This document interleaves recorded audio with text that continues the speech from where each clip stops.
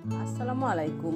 রেহেনার রান্নাঘরের পক্ষ থেকে সবাইকে জানাই ঈদুল ফিতরের শুভেচ্ছা। ঈদ মোবারক।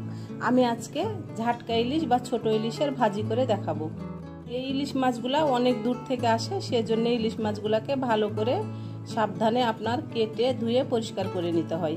এখানে আপনার হাফ কেজি ছোট ইলিশ বা ঝাটকা ইলিশ আছে। আমি এখানে লবণ, হলুদ আর মরিচের গুঁড়া দিয়ে মাছগুলাকে আমি মাখিয়ে নেব। মাছগুলাতে আমি লবণ, হলুদ আর মরিচের গুঁড়া মাখিয়ে নিয়েছি। এবার আমি মাছগুলাকে 10 মিনিট রেস্টে রেখে দেবো। 10 মিনিট পরে আমি কিচেনে চলে যাব। 10 মিনিট পরে আমি কিচেনে চলে এসেছি। চুলায় আমি কড়াই চাপিয়ে দিয়েছি। এবার আমি দিয়ে দেবো তেল। আমরা যেহেতু ইলিশ মাছ ভাজছি বা ঝাটকা ইলিশ যেটাই হোক আমরা ভাজছি, আমরা অবশ্যই এখানে সরিষার তেল ব্যবহার করব। আমি এখানে দিয়ে দিলাম 1 কাপ সরিষার তেল। ইলিশ মাছটা সরিষার তেল দিয়ে ভাজলে খেতে বেশি মজা লাগে।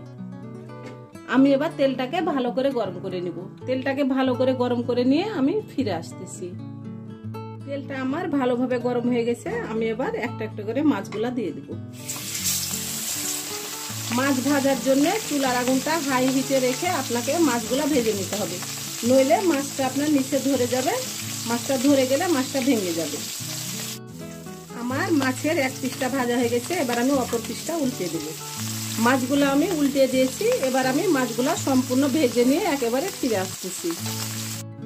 মাছগুলো আমার ভাজা হয়ে গেছে। এবার মাছগুলোকে আমি উঠিয়ে নেব। আমি এই প্লেটে সম্পূর্ণ মাছ আমি উঠিয়ে নেব।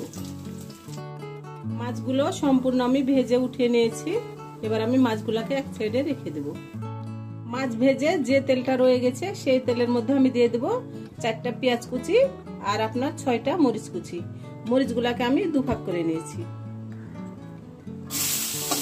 এবার আমি পেঁয়াজটাকে হালকা করে ভেজে নেব। পেঁয়াজগুলো আমার ভাজা হয়ে গেছে। এবার আমি মাছগুলা দিয়ে দেব। এবার আমি মাছগুলা ভালো করে আমি নেড়ে চেড়ে নেব। আমার রেসিপিগুলা যদি ভালো লাগে তাহলে আমার ভিডিওগুলা দেখার অনুরোধ রইল। যদি ফেসবুক থেকে দেখেন তাহলে অবশ্যই একটা ফলো দিয়ে দিন। ইউটিউব থেকে দেখলে একটা সাবস্ক্রাইব করার অনুরোধ রইল। হাতে যদি সময় থাকে লাইক, শেয়ার, কমেন্ট করে দিন। আপনাদের একটা শেয়ারে আমি অনেক দূরে এগিয়ে যেতে পারবো। আমার ঝাটকা ইলিশ বা ছোট ইলিশের ভাজাটা হয়ে গেছে। আমি এবার উঠিয়ে নিয়ে আপনাদেরকে পরিবেশন করে দেখাচ্ছি। হয়ে গেছে আমার পরিবেশন করা। আশা করি আমার রেসিপিটা অবশ্যই ভালো লাগবে। যদি ভালো লাগে তাহলে আমার চ্যানেলটিতে লাইক, কমেন্ট, শেয়ার করতে ভুলবেন না। বেশি বেশি করে সাবস্ক্রাইব করার অনুরোধ রইল। তাহলে আজকের মতো এখানে বিদায়। আবার অন্য কোনো রেসিপি নিয়ে আসবো। সবাই ভালো থাকবেন। আল্লাহ হাফেজ।